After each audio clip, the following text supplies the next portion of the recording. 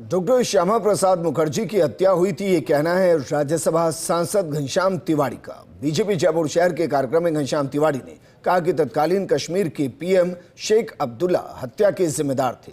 आज बीजेपी ने राज्य भर में जनसंघ संस्थापक डॉक्टर श्यामा प्रसाद मुखर्जी के बलिदान दिवस पर कार्यक्रम आयोजित किए। ये रिपोर्ट देखिए। एक देश में दो विधान, दो प्रधान और दो निशान नहीं चलेंगे, ये नारा बरसों बरस से बीजेपी के प्रत्येक कार्यक्रम की शान रहा।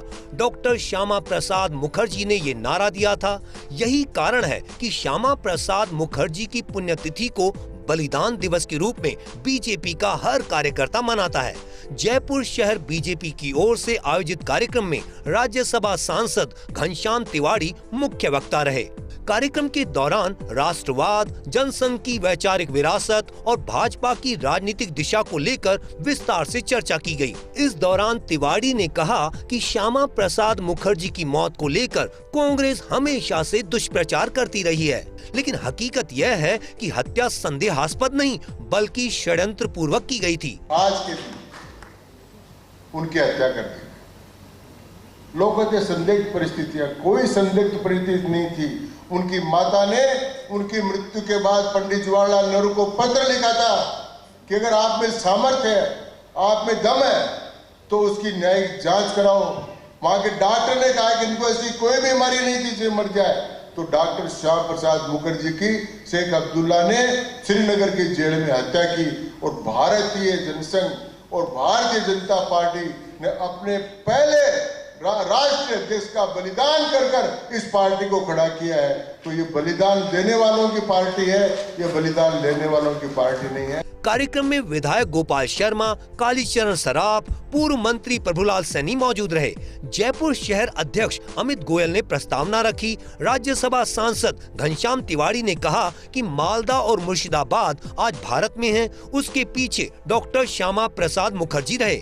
मुखर्जी के कारण दोनों जिले ईस्ट पाकिस्तान में जाने से रुक गए थे, जबकि सालों बाद ममता बनर्जी के कारण दोनों जिले आज मुस्लिम बहुल हो गए।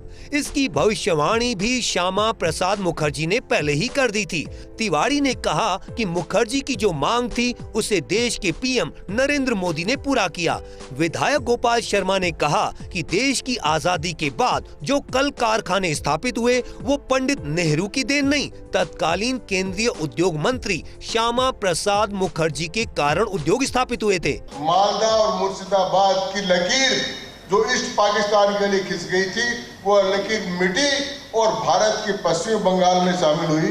ये भी डॉक्टर श्यामा प्रसाद मुखर्जी का योगदान बस्त पड़ा। लेकिन दुर्भाग्य देखिए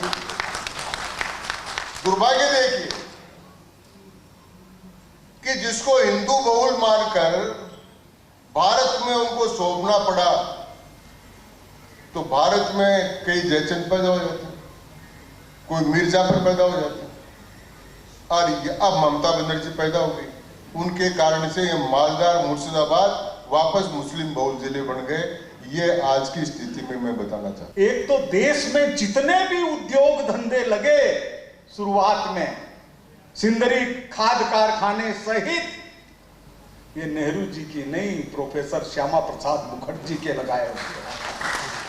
सारी कंपनियों की नींव, उद्योगों की नींव, ये सब डॉक्टर श्यामा प्रसाद मुखर्जी के लगाए हुए हैं। घनश्याम तिवाड़ी ने यह भी कहा कि डॉक्टर भीमराव अंबेडकर और डॉक्टर श्यामा प्रसाद मुखर्जी दोनों दूरदृष्टा नेता थे, जिन्होंने भारत की राजनीतिक और सामाजिक दिशा को लेकर दीर्घकालिक सोच रखी। उन्होंने दावा किया कि मुखर्जी ने अपने इस्तीफे और राजनीतिक फैसलों के जरिए तत्कालीन नीतियों पर वैचारिक असहमति दर्ज कराई थी। राजस्थान में बीजेपी लगातार संगठनात्मक सक्रियता, वैचारिक कार्यक्रमों और कार्यकर्ता संपर्क अभियानों के जरिए अपनी राजनीतिक जमीन को मजबूत करने की रणनीति पर काम कर रही है। ऐसे आयोजनों को उसी बड़े अभियान का हिस्सा माना जा रहा है, जहां राष्ट्रवाद, सांस्कृतिक विमर्श और संगठनात्मक मजबूती को एक साथ जोड़ने की कोशिश है। पुराने दौर को वो नेता याद कर शहर जाते हैं जब उनकी संदिग्ध परिस्थितियों में मौत हो गई थी। बीजेपी के नेता उनकी हत्या के लिए अब्दुल्ला परिवार और तत्कालीन कांग्रेस के राज को जिम्मेदार ठहराते हैं। लेकिन कहा जा सकता है कि देश की राजनीति में आज सालों बीत गए। श्यामा प्रसाद मुखर्जी की बलिदान, हत्या या मौत का जो रहस्य है, आज भी उस पर से पर्दा नहीं हट पाया। कैमरा जर्नलिस्ट हितेश के साथ योगेश शर्मा, फर्स्ट इंडिया, जयपुर।